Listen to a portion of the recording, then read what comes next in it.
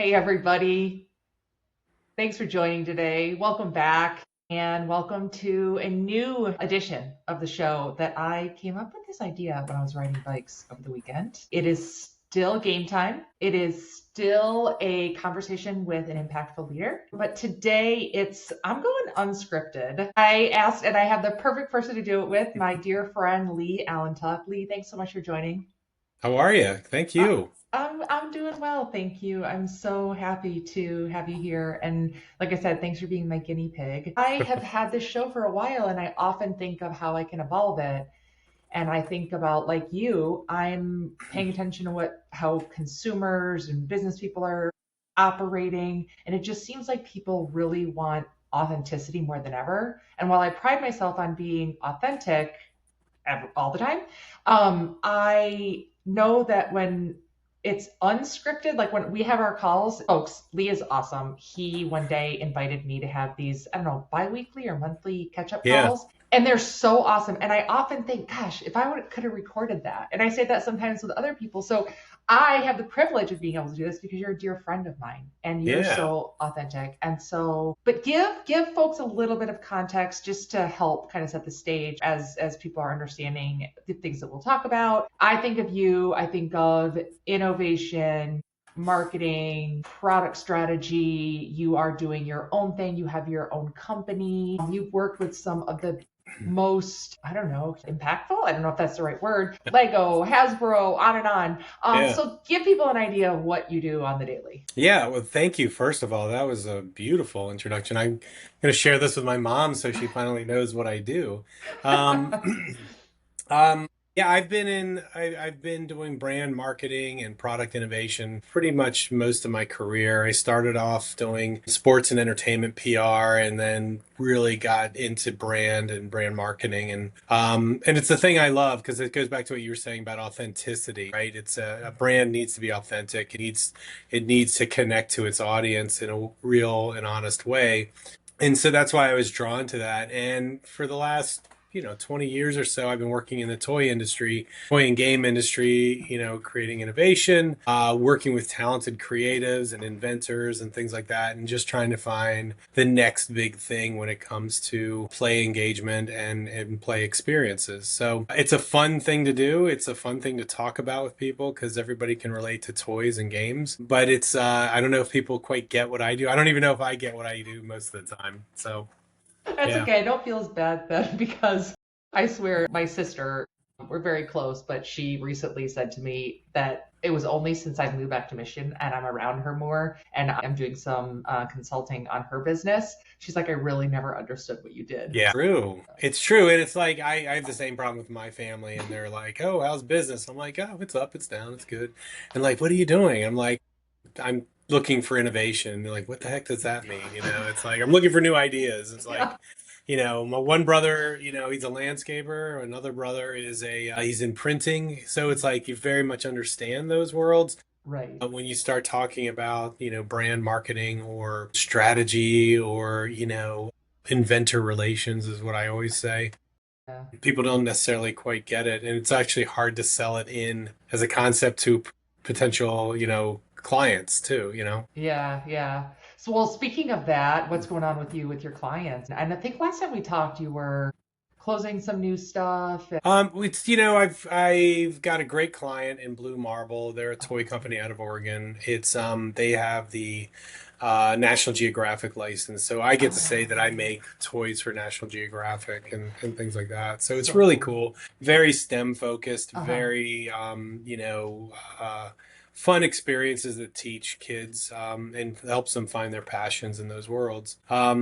And then I'm talking to a couple companies about like similar, trying to find innovation and bring new ideas. It's a super competitive environment right now. Yeah. The headwinds in the economy are not fantastic. You're seeing the employee numbers and the economic numbers really kind of getting hit by these tariffs. Yeah. So what are companies' options? One is they've got to cut back, but they can't grow, they can't expand if they keep cutting back. If Or they got to find new stuff, and that's where hopefully I come in is helping them find new ideas and develop new play experiences that will give them opportunities to grow. Yeah, yeah. I was actually thinking about this in advance. The whole taxes and tariffs. The toy space is just got to be really given a hit, I would imagine.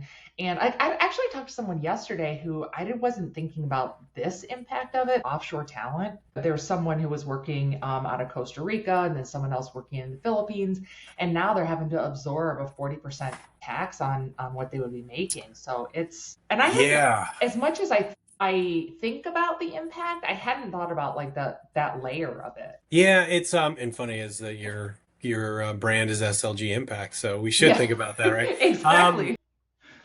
For toy specific, right? You've got 80% of all toys, if not more, are made in Asia, right? Mostly China, although you're starting to see growth in India with manufacturing. And so you're already importing, right? Yeah. Most of the business. The other piece of it is it's a tight margin business as it is. Hmm. There's always, ever since I started in this, it's always there's always pressure on getting the costs down so that you can Yeah. make your margins, and the margins are already tight. And then you think about how many IPs are out there, how much shelf space there is, and it's getting compressed and Yeah. compressed and compressed. So you add, whatever it is right now, I think it's 45% on China, and Hmm. maybe it'll get to 15. It's still a 15% increase, which puts pressure on, being able to get costs down, Yeah. which usually impacts the kind of experience you get in a toy or a game or so it's like, all right, I could have had like really cool metal pawns in this game, right? That, tied, were it's custom made for this brand. Now it's going to be cardboard, right? Like in on little stands. It's kind of, so it's really, I think, going to have long-term impacts, and it's up to people like us to Yeah. find those experiences and how to improve them so that it's still worthwhile and you get a value out of it. That's so true. I was thinking about you recently. We have a new client in I think I created a service offering offshoot called Sidecar Strategy, and we're really really lucky to have a lithium ion battery company. It's like I was like I Nice. have to tell you about that. It's so great, and I worked in sports and entertainment and live events and those type of things for so long, Yeah. and there was like this whole sexy element to it, but it's really interesting. I am loving the learning about a new space, and I've always wanted to make myself as relevant to new Yeah. spaces. And I think that unless it's like super highly regulated, most of the time we can pivot our knowledge, pivot our Yeah. experience to work. And it's been so interesting learning about these batteries they make. They make these huge ones for forklifts. They make them also for government, including soldiers is the Yeah. word I was looking for. Soldiers, like they put in their vests and stuff. It's really interesting. They'll have a bunch of little pieces or little batteries that they Yeah. then put in to make one big battery. I find it fascinating. No, that's So cool. But that's kind of the fun thing of what we do is that I love jumping into a new project or a new client, and yeah, it's your skills are transferable. I think that's yeah, the big message I always try to remind myself and people I talk to is that you want skills and experiences that are transferable to other areas. And this is so true. So you knew nothing about batteries, yet they still hired you. They hired you because you had skills and talents that they yeah, needed. You can learn the batteries, right? You right, can learn all that stuff. And I had a mentor that once told me it's like you can learn the subject. It's really about those soft skills and the understanding of what you bring to the table that takes years and years to perfect or improve on, or you're born with them, which I don't believe. I don't think anyone's born with that. I think it's really about something that you just love and you're interested in and you start growing towards yeah. that. I think that I'm constantly through this learning of a new vertical Yeah. and pulled a new team together, and we're working together on this. It's on a daily basis. How am I continuing to get better? Every Yeah. single call, every single thing we execute is key takeaways and next steps. And that's literally those key takeaways. A lot of times they're like, could we have done that better or not? And I don't mean it so much as being hard on ourselves per se, but it's that whole pursuit of we're in the service business and we Yeah. want to keep elevating our game. And I'm just really grateful to be around people that are like that. I know you share that same philosophy. It's trying to make ourselves better every step of the way. Oh, I completely agree. And I always like you only get so much time to ask all the dumb questions, so get them out early, right? Your first 6 months or whatever. You can be forgiven for that because you're just learning. They know that but if at a certain point when you're talking about your expertise and you're sounding dumb, that's a whole different story, right? I try to Um, avoid that lead as much as I possible. try I'm to, sure I but I'm still. so good at like putting my foot into my mouth and doing dumb stuff. You know, my humor, as my wife always says, is an acquired taste, and I need to read the room before I start feeling at ease sometimes. Oh my gosh, you're so funny. No, it actually reminds me of, I usually tell the audience how I know the person who's on. So you guys, Yeah. I met Lee. We went to this conference, I guess it is. It's called Hatch. People who are like brought together to basically hatch a better world. I love the concept. Yeah. And we met. I was working for an agency based in New York at the time, and Lee was at Lego. And I basically stalked him for days from across the room The because sa- I really want to meet him because I'm just a big nerd myself. And I was like, I'm so curious of your job and everything. And so anyway, I finally worked up the nerve to approach you. And I it was remember it. Yeah. just that when you said that about your wife saying that your humor is an acquired taste. I don't know. I was over there. Give me some of that funny. Yeah, it's like that was an interesting time. That was what 8.5 years ago, I know, isn't and that crazy? yeah, and I was at this point in my life where I was kind of done with corporate Yeah. America, and I really was not feeling satisfied or you know good about what I was doing. It's a great company, a great brand. It's the envy of the world when it comes to so many, so much impact on kids and families and adults.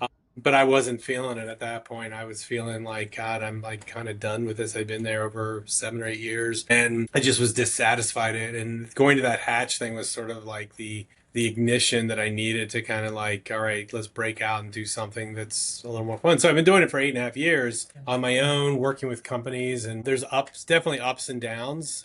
You know this, Shauna. Like we do this all the time when we talk. It's like what's working, what's not, and sometimes you feel like the not is overtaking, and you just got to remind yourself like you're doing better than you think you are, and that's kind of where I got from all of that is that you make it whatever it is you want it to be. Yeah, it's so true. Someone sent me I don't know, a reel this morning, and it was actually Steve Jobs talking about how having a passion Steve for what you're Jobs sent doing. you a reel this No, morning? no, That's Hannah scary. Kearns, Dr. Hannah Kearns. She's awesome.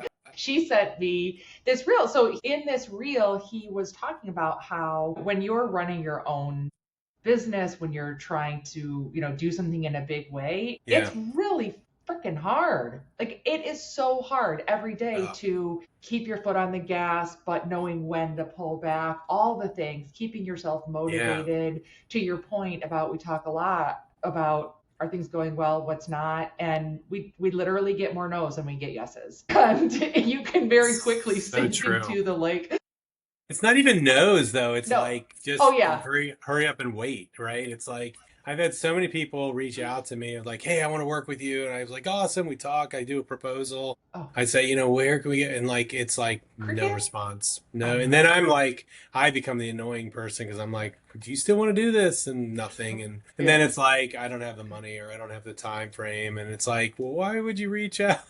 You I know? know. I think though, but it really does require us to build so much resilience.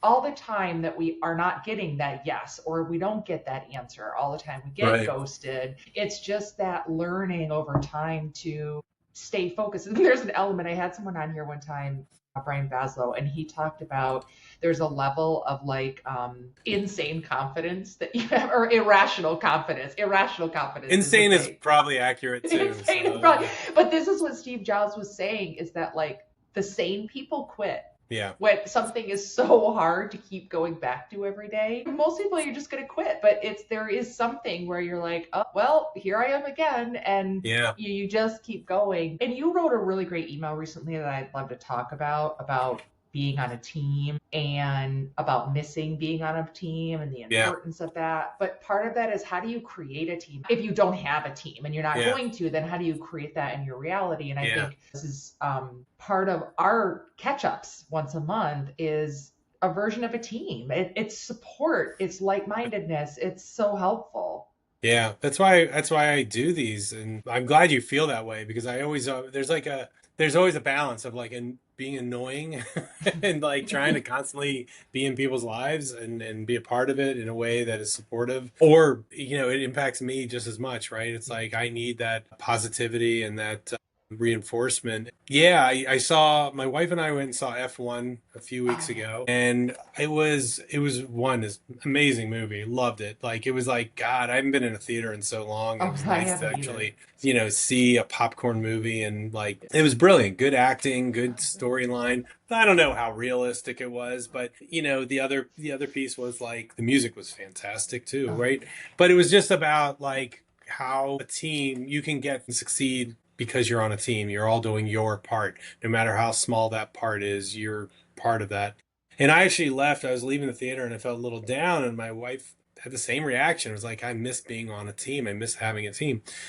For years I coached robotics for kids, and that kind of we just retired that. I just actually turned in the keys to Oh, our robotics lab today, and I'm wow. like, okay, on to the next thing. Congrats. That team's gone. I don't work in a corporate America where there's a team. I have a team of clients that I work with, but I'm still on the outside. So, talking to you and talking to other good friends over, on a regular basis really does help kind of bring it back. You can ask opinions, you can get feedback, you can Yeah. it's meant to be like your support group, but also like keep you sane. Yeah, yeah, exactly. And Yeah. I think it's also an example of the power or the need to nurture relationships as adults. Yeah. Actually, Trevor Noah and oh my God, I'm blanking on who it is. I'll think of him in a minute. The guy who Okay. wrote the Ask Why, Simon Sinek. Trevor Oh Noah yeah. and Simon Sinek did this talk about the importance of nurturing friends as adults. And it is so important. Trevor Noah talks about he goes on these vacations just with friends and, that, and it is really for that purpose Yeah. and to be present for each other because we don't really make time for that much. And then you go to bed, you get up, you work out, you go to work. And I Yeah. actually even noticed, like, because of my kids' ages, they're in one's going to be 20 and another one's going to be 23 this year. Most of our friends were tied to them, like the Yeah. teams they were on or the activities they did. And they've all moved on because their kids are in college or out of college. And now it's like we're stuck in, behind them in the wake of like, where are our friends? Who do we hang out with? And, my wife and I, we're very close, but we do need out we do need outside influence before I drive her crazy. That goes on in our house as Yeah, well. right. I'm It's sure. like Yeah, yeah. cohabitation is great, but like within reason. Yeah, exactly. But it is, it's so important. And the way we've been able to do this and have friends who are not friends because we both work in toys. It's No. really great values alignment and supportive. And again, that sounding board element is just important. And bring it up for the audiences that are listening. It is a bit of a gut check. And do you have Yeah. enough of that in your life or not? And do you like, how can you create it? Yeah, I mean it's that authenticity you talked about at the very beginning. I think it rings true. Is like you and I get along because we're very I think we have the same values and that authenticity.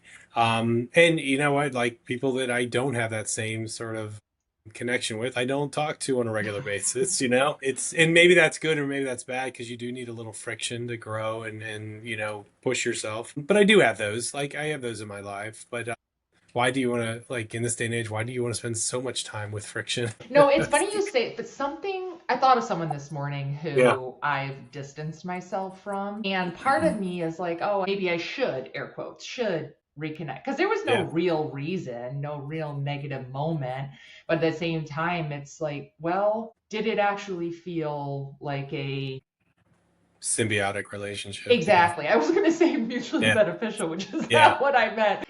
Same thing. It's just more Yeah, polite. Yeah. yes, exactly. And I was like, no, actually. And then when your life gets so busy and we've moved 3 times in the last six Yeah. months, we've had all this stuff going on and launching Sidecar, and you really do end up bringing it down to Yeah. who are the people that you do have that symbiotic connection with most. And Yeah. sometimes that's okay. I think sometimes people get upset about It's it all or they right. think it's bad, but it's okay. That's why I said it's the should element. Yeah. I think we only have so much gray matter in our heads to be able to deal with that many people, right?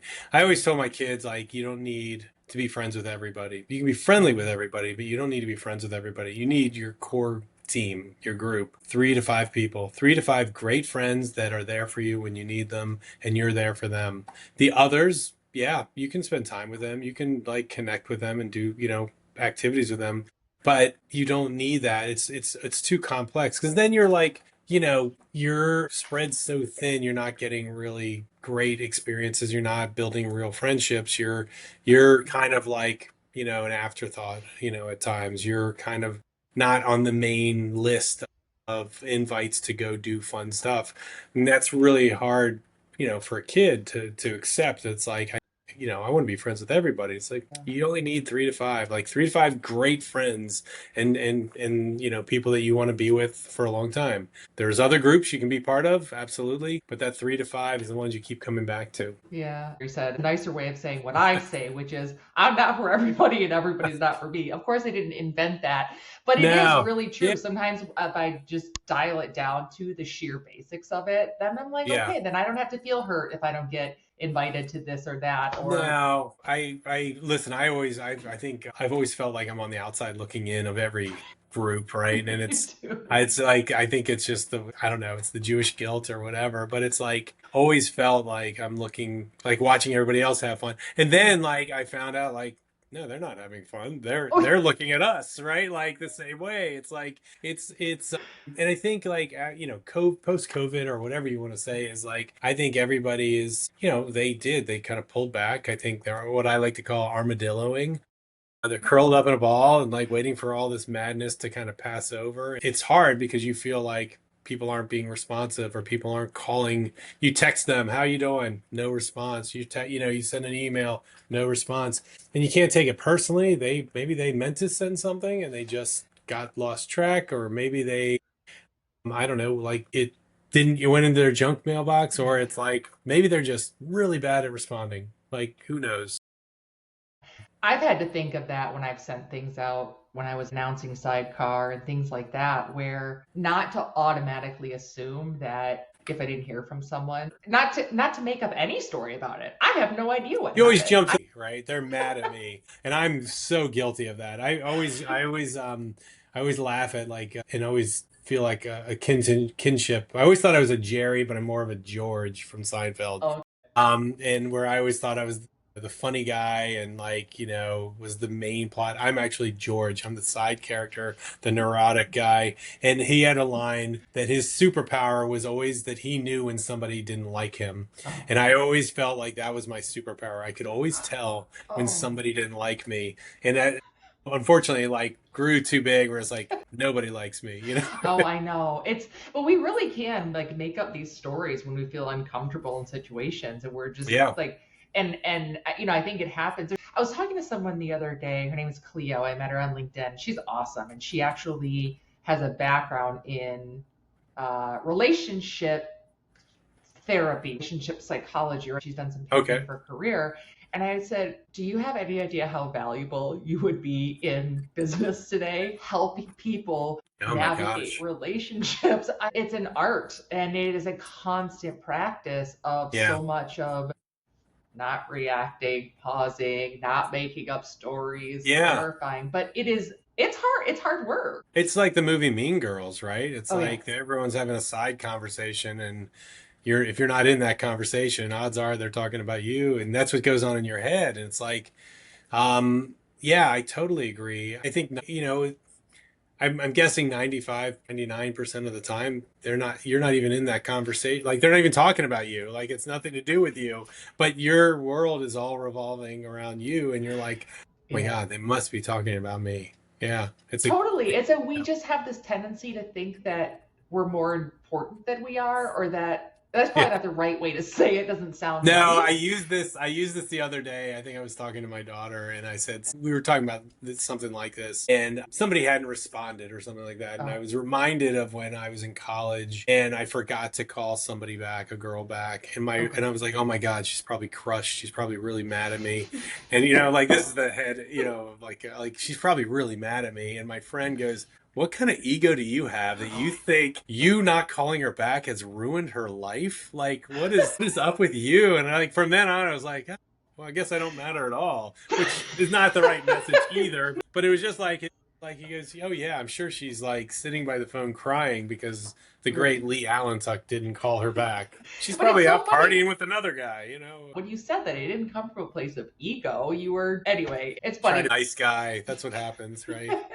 Exactly. But it's great to think of these things and the dynamics of relationships and conversations, and Yeah. it helps us navigating in business. Sometimes it's that we can actually step back and say, oh, wait, I'm made up that story. I have no idea if that person got You're the in your own email, or head, you're right? so in our own heads Yeah. all the time. And you like you I mean you're like a coaching kind of person, and you would probably the first thing tell me is like, dude, chill out. Like it's you're making it all like you're circling in your own head. So like here's my philosophy on a number of things. One is every couple of weeks I'm like sitting, and it's like a Friday night, and I'm sitting and I'm like, you know what? I'm just gonna send out some good nice notes to people, and I'll text a bunch of people, and maybe it's a copy and pasted note with their name in it and whatever. It's a genuine message, right? Like, hey, happy Friday, how's it going? Just thinking of Yeah. you, whatever. Hope you're doing well. And that's it, right? And I'll send it to like sometimes like 20, 30, 40 people, like, just individually. So I'm typing it individually. Like I'm not Yeah. just Yeah. doing a blanket. I'll hear back from people, like, probably maybe 10% right back, maybe more. And I don't care. Like, and that I don't care. I mean, I'm glad that they write me. Oh, I'm so happy they write me. But if they don't write me, I'm not crushed by it, because I just want them to know yeah. somebody's thinking of them. So cool. And if they are too busy to respond, or they're just like, frickin' Allentuck, whatever, it's fine, right? If I ask them a question, it's like, hey, are you doing this, that, and the other? Like, that I would expect a response. But if I'm just sending out goodwill, I'm not I would love to hear from you. I'd love to get, have a back and forth with you for a couple minutes. But I'm also cognizant that people are busy, and maybe I'm annoying. And if they're not responding, I try not to take it personally, but then I'm like, after like 3 or 4 times, maybe they don't respond. You're off the list. Sorry. You're off, yeah, you're off the list. We don't have the symbiosis going on either. Yeah, like now I'm the weird one, right? Yeah, Like I'm the yeah. stalker. I know. We really do have to keep that gauge on ourselves. It's like, ugh. And, in business, that happens so much, even in, you have a good relationship with someone, good encounter, and you want to Yeah. keep the conversation going, hopefully to turn into something, but it does. If they are on your mind, then genuinely do the outreach Yeah. and genuinely have the touch points. I mean, at least I thought so. I don't know. Yeah. Maybe I'm not. Maybe it's not. Maybe it's like, oh, geez, No, block it that. is nice because when it's genuine and everything, it makes such a difference. So you send these emails out separate from your From one-to-one the touch text. base. Yeah. But So the email that you send out, it's really great. If I highly recommend reach out to Lee after this and see if you can get on it. well, thanks. Yeah, I think one is I just no agenda on these. There are Yeah. emails that are just sort of like trying to give helpful hints of like keeping people in, it's been such an insane era. Well, the last 10 years, but the last 6 months, and just like letting people know, like, you're not alone. We're all feeling it. And, here's how I look at it. Maybe there's a useful article or a video, and I just send it, and I send it out. I do send it out like as a blanket, like I do send Yeah. it, but individually to the person. And I get pretty good response, like people saying thanks, I like it. Or when I see them or talk to them at another time, they're like, oh, I love your emails. So I try to send them every 2 weeks. I'm actually kind of behind right now, but it's summertime. Nobody's reading emails anyways. I read And the email. I read the email, Lee. thanks, I man. just I referenced it. haven't sent one in a couple of weeks. I'm actually thinking of sending one this week, on creativity, and Oh, can anybody be creative, and really sort of talking about.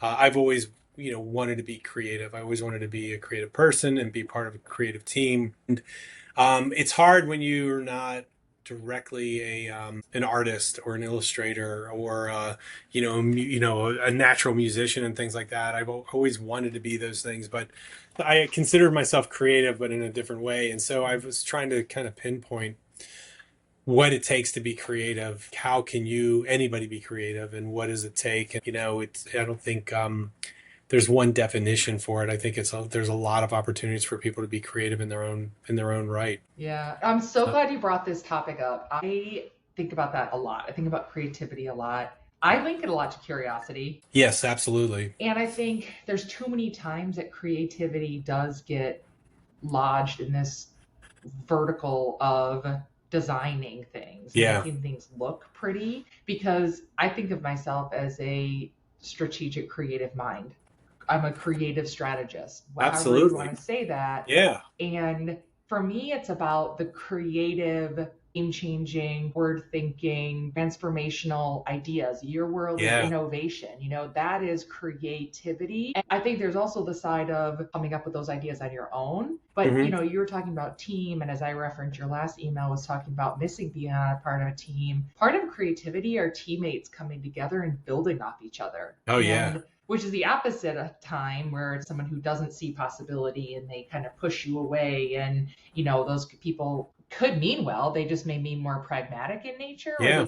they just don't see possibility like you can. But I think that's an element of it too, is I think when people are creative in any way, again, drawing, thinking, I think it's related to being able to see possibility. Yeah. I think there's a couple things. I totally agree with you on those points. I also think it's we want to we see other people and how creative they are, and we're like, God, why can't I do that? Right? Or why can't I? It's like you know, I've always wanted to illustrate or draw, and I start doing it so bad, and I give up. Oh, And I see people who do it with such ease, and I'm like, oh my God, why can't I do that? And so you think it negatively on you, but it's not. You're trying to learn, and take it step by step. But I think it comes down to that. You see creativity in other people, and you're like, God, that's creative. That person's creative. Why can't I have that kind of skill set or that sort of imagination? And it's hard. Like, I think, especially when you get to my age, you're like, what can I learn new skills? Am I still able to like try new things? And I think the answer is yes. You just have to work harder. Like, it takes a little more effort, unfortunately. it takes more effort, partly because there's so many other things, Oh responsibilities. my gosh. That it's where the time to explore new things. And so, Yeah.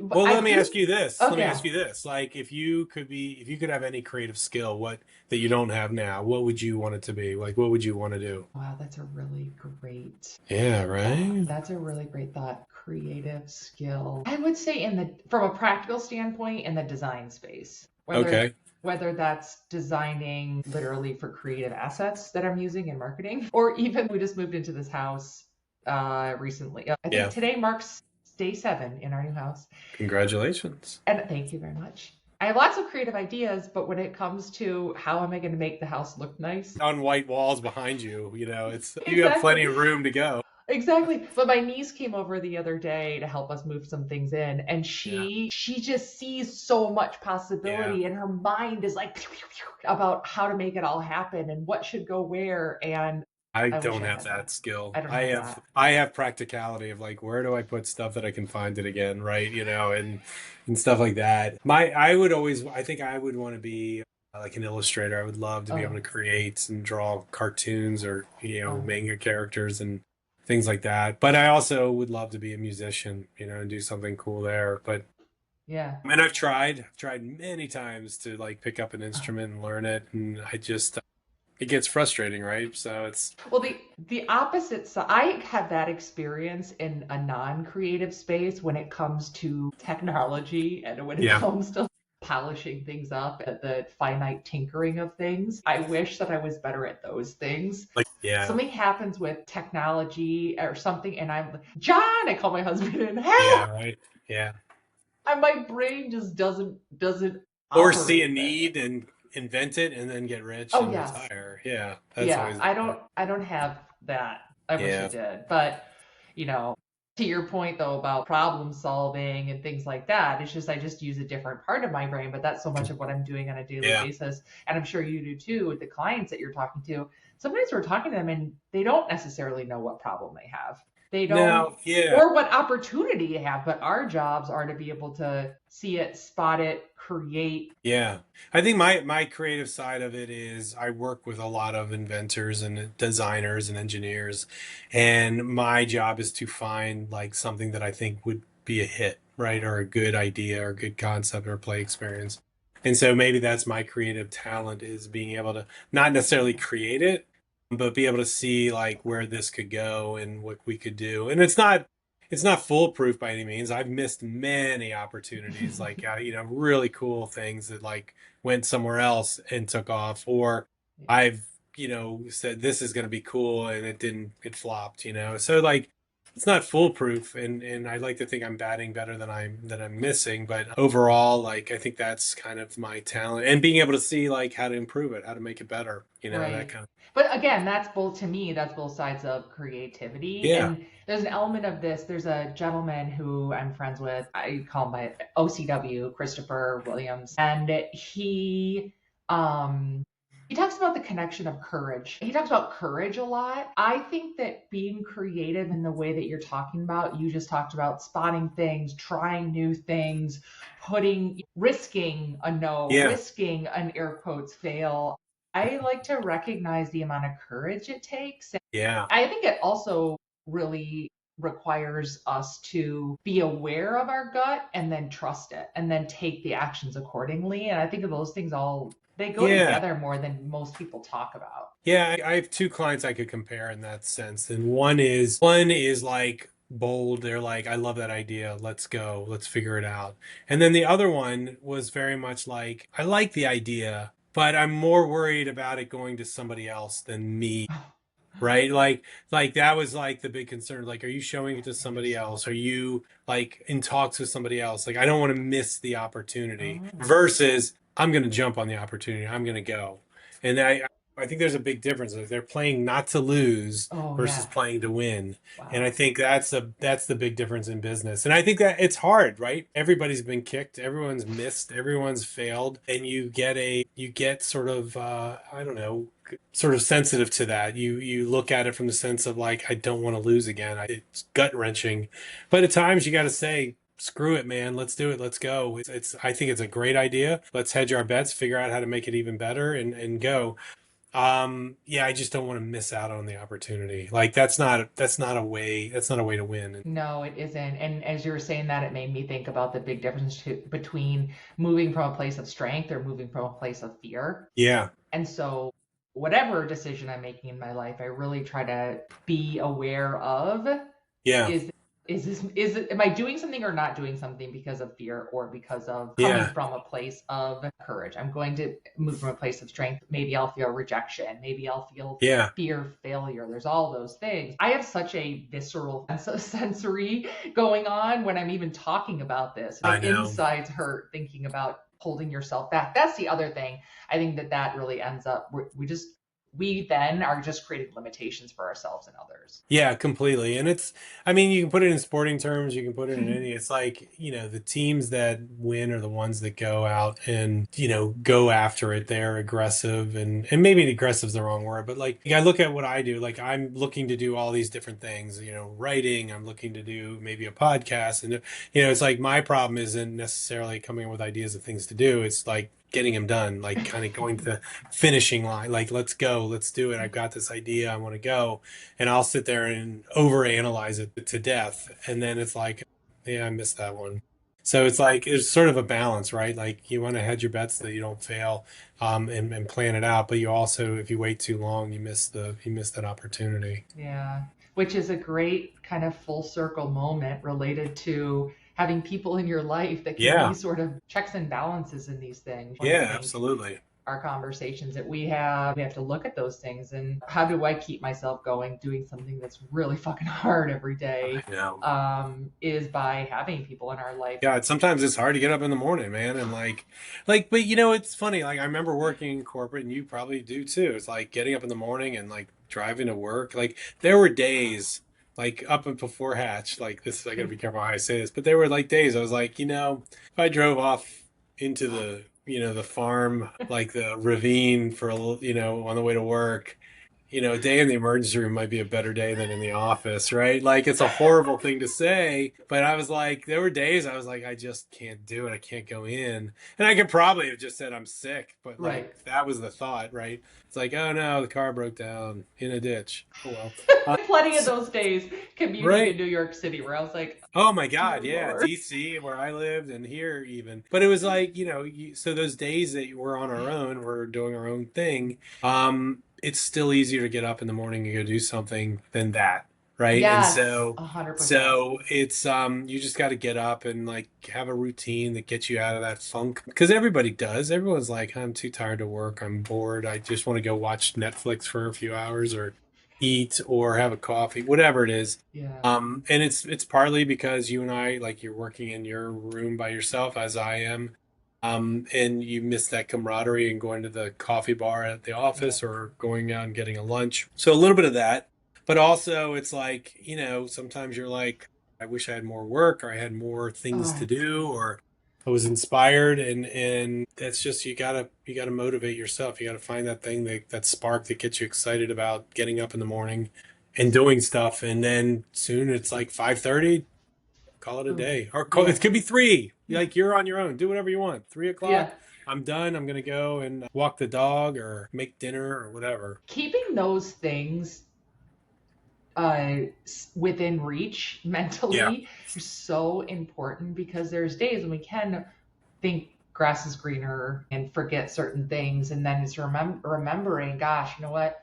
Yeah, it's lonely and I can take PD out for a walk. Yes, it's lonely. Yep. And the other thing, like, it's cyclical in nature. Yeah. Unfortunately, when you're working on your own, sometimes you're so busy you can't see straight. Yeah. And other times you're over here like, hello. You're allowed to have downtime. Yeah, I always Yeah. remind myself it's like you're allowed to be down, you're allowed to be blue, you're allowed to be slow. It's one of those things that like you can't expect yourself to go 24/7 like constant. And that's true in everything. I try to remind my daughter of that cuz she's like I'm bored. I don't I should be working hard. I was like, dude, chill out. Like it's summertime, you work hard enough. Go watch a show, go read a book, go write. I don't care. Like no one's expecting you to do 24/7. I think that's true. Also, I just had a thought on this and I'm trying to remember what it was, but it was like along the lines of you're allowed to forgive yourself for not being busy, right? You're Oh, allowed to yeah. like have that time of like, I've been on calls. I did 3 1-hour calls today. If I was at the office, I'd probably go take a break and go sit for lunch for an hour. I'd bump into somebody and talk at their desk or go to the company store or run an errand, whatever it is. You're not 24/7 at the office either. And I think we lose track of that because we're on our own. It's so true. And a couple times that we've been talking about this, it made me think of conversations I've had with my coach, Leslie Harris, who's amazing. And we talk about this concept a lot about if I'm going to continue to do this, I have to expect that sometimes it's going to be busy, sometimes it's going to be slow. So it's Yeah. managing my own expectations. But then the other element, and he really brought this forward to me some point last year around being really intentional with the doing because Yeah. I have a tendency to come to my desk and always have something to do. There's Yeah. always there's and to a But that's degree exhausting. That's exhausting. it's Yeah. exhausting, and a lot of times I would find myself doing filler activities. I was on LinkedIn too long, just Yeah. chatting and posting and thinking that it was going to, help me connect with people. Yeah. Or there's a lot of times when I'm working with people who are in career transition or working on themselves, and they may say, "Well, I need to really perfect my resume before I start talking to people." And one thing that Leslie has reminded me several times that doing things like that, we're actually limiting ourselves, and Yeah. we're putting up a wall. We're actually Yeah. getting in our own way by doing that. And here's the thing: some people that actually may be something to look at and say, "Oh, I'm doing that because I'm uncomfortable. I'm doing that because I'm trying to avoid." And you can ask yourself the Yeah. whys of it. You can get into it. But at the end of the day, you're actually not helping yourself if you're doing that. Just have the damn conversation, meet people, go do things. So I have to catch myself at times that I just don't end up doing busy work that isn't going to have the Yeah. impact I'm looking for. Yeah, I completely agree. I'm as guilty as anybody of sitting in front of the TV working and just I like a background noise, right? I think that's what I do miss about the office is like a little bit of background noise, a little bit of commotion. I actually, I'm rereading Stephen King's On Writing. It's a great book on like just the process of writing, and he talks about like finding your place where you can close the door and turn on your music and focus. And I'm actually kind of the opposite. I like going into Starbucks, putting my headphones on, putting like Spanish music on because I can't understand the words, and just going in and writing. And I like the shadows in the background. I like the commotion because it just makes me feel like less lonely and comfortable, right? And if I'm in my basement, I feel like I'm missing something, or I get sidetracked with the side thing or whatever, you know.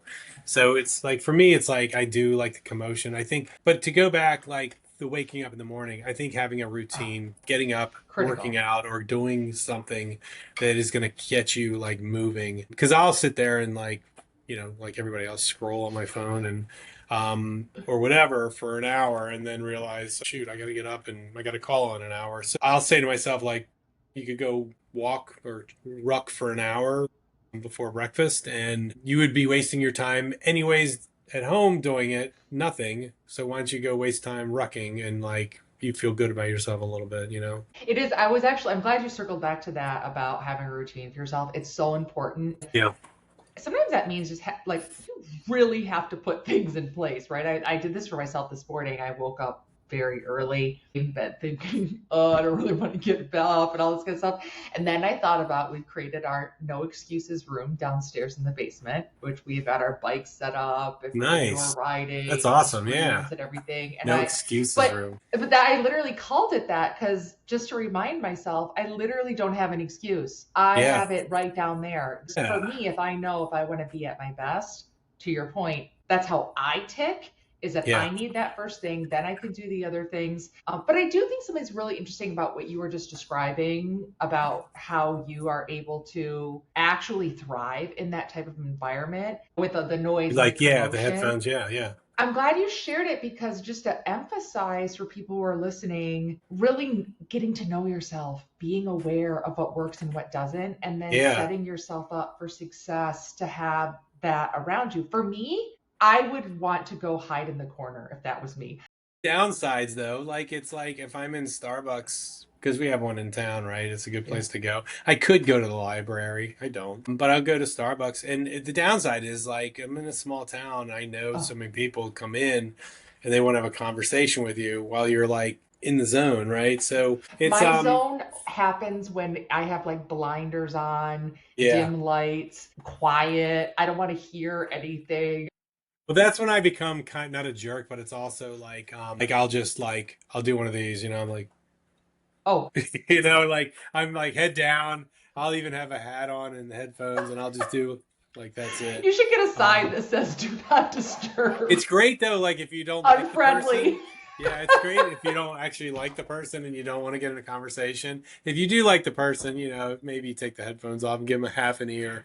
I had one like I was doing a lot of writing one, and this a friend of ours would come in and he would want to start a long Oh God. conversation and I just couldn't like I was like I love you but I can't do this right now, you know. It's like, oh yeah, no, and then it would be like an explanation of why he Oh couldn't God. do that either, and like, oh my god, yeah. So there's a downside to finding your location or your, you know, your zone, but there's a, you know, there's, you got to find it, you got to find your upside. But I do think that that morning routine, as much as maybe we don't want to do it, you've got to, that's the area you have to get the courage of like just get up and do it, go like, yeah, yeah. Yeah, and having alternate things. I don't know what made me become super aware of time of scrolling. I know I started thinking about wanting to read more because so many people, like you were talking about books, like Yeah, so many people who I would hear saying, "Well, I read this book," and I'm thinking to myself, "Well, I surely made myself dumber by I know, I'm scrolling. trying to do I could have more. made myself smarter by reading a book."